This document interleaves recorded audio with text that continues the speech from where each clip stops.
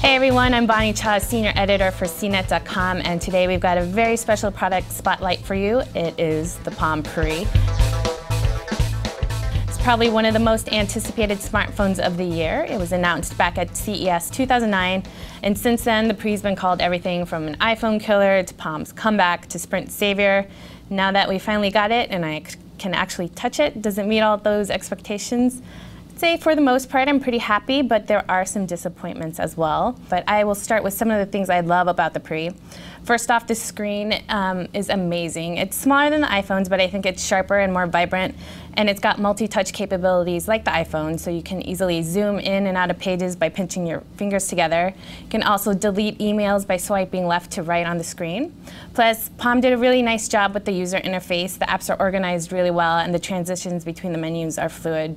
As far as physical design of the phone, it's really nice and compact and has this simple, elegant look. Some people have been worried about it being made of plastic and feeling cheap, but I think it feels pretty solid. The multitasking capabilities and notification system of the Palm WebOS is really what makes the Pre special, and it's one area where I think it beats the iPhone or any other smartphone on the market right now.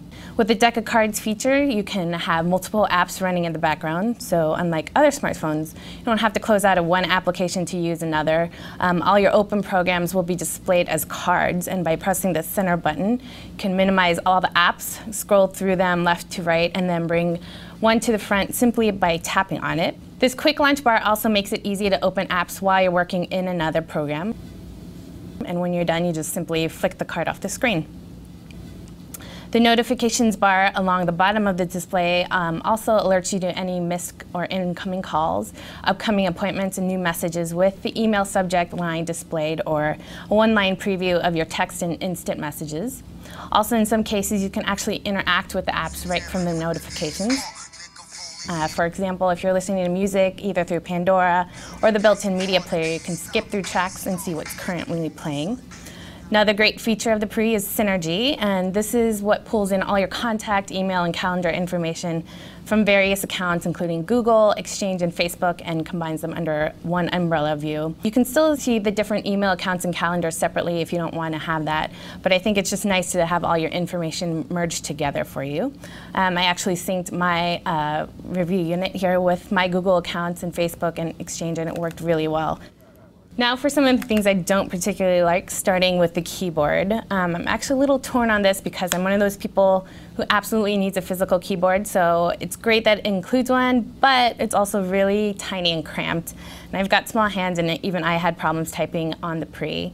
But I would say, like anything else, you learn to make adjustments, and with more use I felt more comfortable with it and could type faster. Still, I hope for future devices Palm considers adding some bigger keys. Also, there's no on-screen keyboard right now, so if you happen to be viewing a web page, in landscape mode there's no way to enter text, so you have to rotate the phone, slide open the keyboard, and then type, which seems like a big waste of time to me.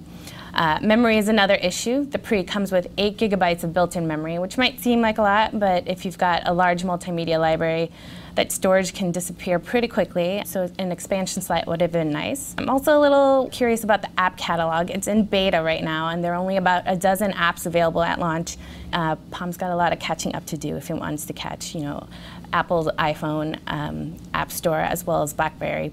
Finally, there are some performance issues with Pre. Call quality was great, but there can be a little bit of lag when launching programs. It's no worse than a Windows mobile phone, but I think the bigger thing is the battery life. I was able to get about a day's worth of use from a single charge, but just barely. So those are just some of the highs and lows of the device. The Pre has tons more features, which you can check out in our full review. The Palm Pre is currently exclusive to Sprint and is available for $199.99 with a 2-year contract and mail-in rebate. You can also pick up the phone at Best Buy, Walmart, and Radio Shack stores nationwide. Would I call it an iPhone killer? No, mostly because I hate that phrase, and I also don't think anything's going to completely kill the iPhone.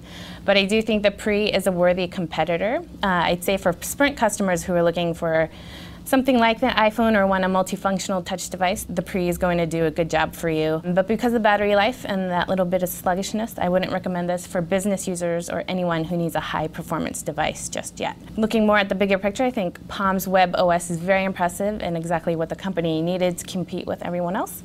So I'm looking forward to seeing what other devices will come of it. I'm Bonnie Cha. This has been your product spotlight on the Palm Pre.